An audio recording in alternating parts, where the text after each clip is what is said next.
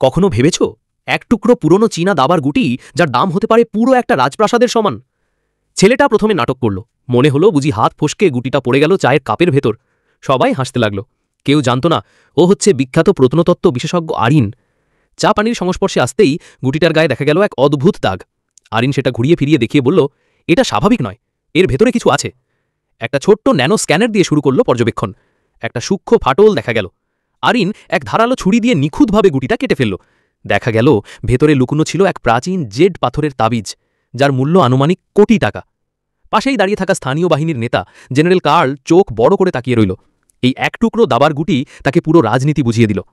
আরিন বলল, এই গুটিটার মতোই তুমি, বাইরে থেকে শক্ত, ভেতরে লুকোনো সম্ভাবনা, কিন্তু ঠিকভাবে ব্যবহার না করলে সব হারাতে পারো। শেষ পর্যন্ত এক গুঁয়ে জেনারেলও মাথা নিচু করে সাহায্য চাইল এই ছোট লোকের কাছ থেকে। আর এই দাবার গুটিটাই হয়ে রইল ইতিহাসের অংশ।